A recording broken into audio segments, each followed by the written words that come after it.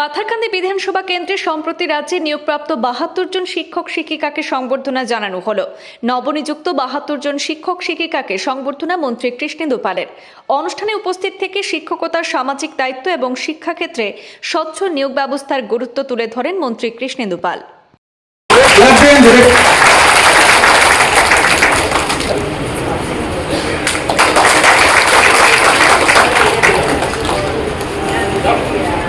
শিক্ষকতা এমন এক পেশা যা একজন শিক্ষককে মানব সম্পদ গড়ার গুরুত্বপূর্ণ সুযোগ করে দেয়।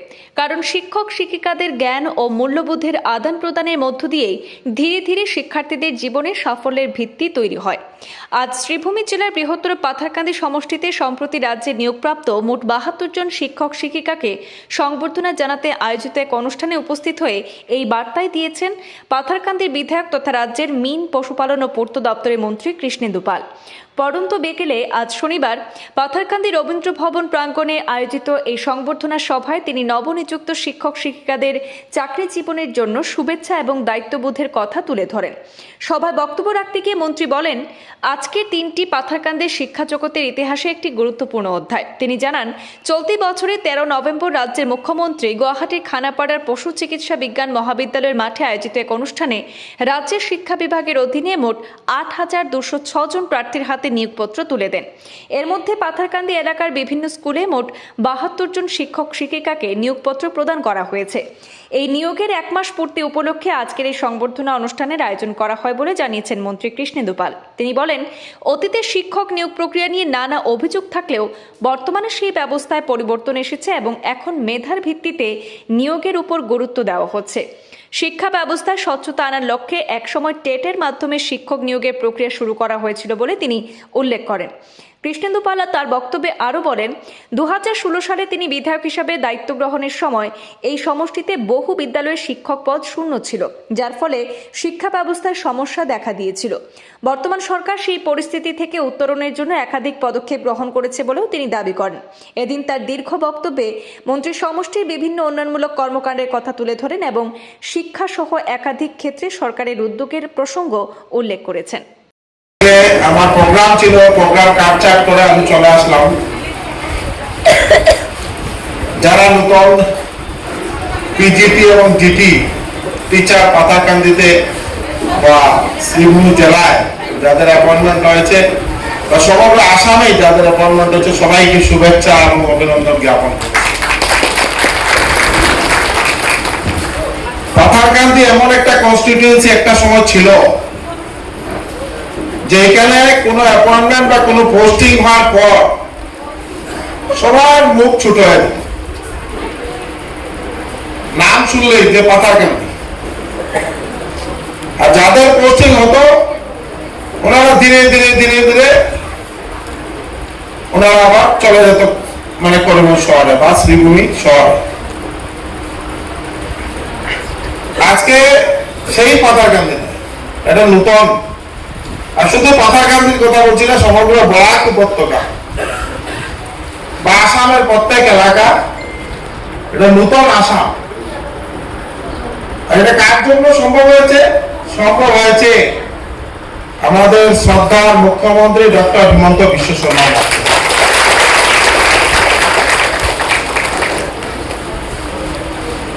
সব জায়গায় অ্যাপয়েন্টমেন্ট আছে, সবাই যোগদান করেছেন। আমাকে আইএস বললাম না, আমরা এখানে ওনাদেরকে সম্বর্ধনা দেব। আর এই যে অ্যাপয়েন্টমেন্ট ১৩ নভেম্বর অ্যাপয়েন্টমেন্ট হচ্ছে, ঠিক আছে? ১৩ নভেম্বর অ্যাপয়েন্টমেন্ট হচ্ছে।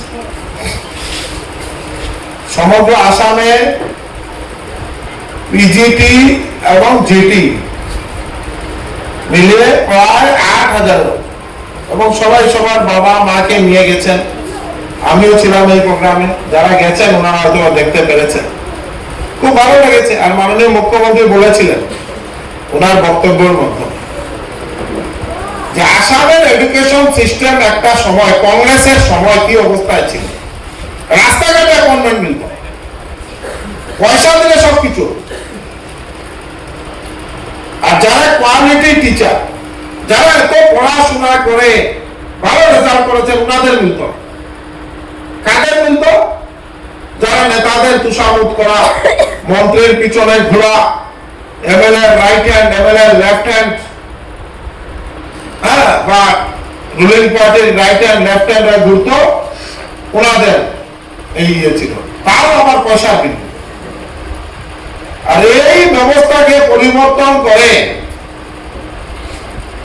অনেক কষ্ট হয়েছে, যে স্বচ্ছতা, অ্যাপয়েন্টমেন্টের মধ্যে স্বচ্ছতা, জিটি হোক, পিজিটি হোক, ক্যাট টিচার হোক, এডিআরই এক্সাম হোক, এপিএসসি হোক, প্রত্যেকটা ক্ষেত্রে যে স্বচ্ছতা, এটা এক ব্যক্তি করে দেখিয়েছেন পুরো আশার মধ্যে ডক্টর হিমন্ত বিশ্ব শর্মা। উনি 2011 ইংরেজিতে উনি দেখিয়েছিলেন ট্যাগ টিচার এক্সামিনেশন দিয়ে স্কুলের চাকরি। তার আগে আমরা দেখতাম স্কুল বোর্ডের প্রেসিডেন্ট, এইখানে অনেক আছেন হয়তো যে অমুকের সঙ্গে ঘুরেছেন, তমুকের সঙ্গে ঘুরেছেন, তাই ওনাদের অ্যাপয়েন্টমেন্ট লেটার স্কুল বোর্ডের প্রেসিডেন্ট দিয়ে দিচ্ছে। আছে না কেন? হ্যাঁ, আছে না? আমরা আগে দেখেছি। এবার স্কুল বোর্ডের প্রেসিডেন্ট কে ছিলেন, কাজের সময় কারা অ্যাপয়েন্টমেন্ট পেয়েছে, আমরা সবাই জানি। আর যারা কোয়ালিটি টিচার, যাদের পাওয়া জরুরি ছিল সমাজের জন্য, ওনারা চাকরি পান।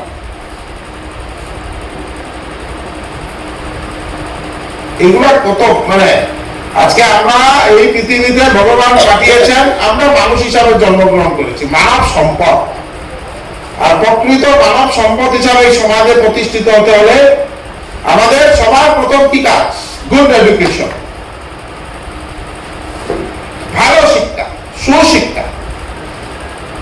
আমরা যদি শিক্ষিত হতে পারি তাহলে আমরা সমাজে একজন ভালো মানুষ হিসাবে প্রতিষ্ঠিত হতে পারি। সবাই হয়তো চাকরি পেতে পারে, অনেকে চাকরি না পেতে পারে।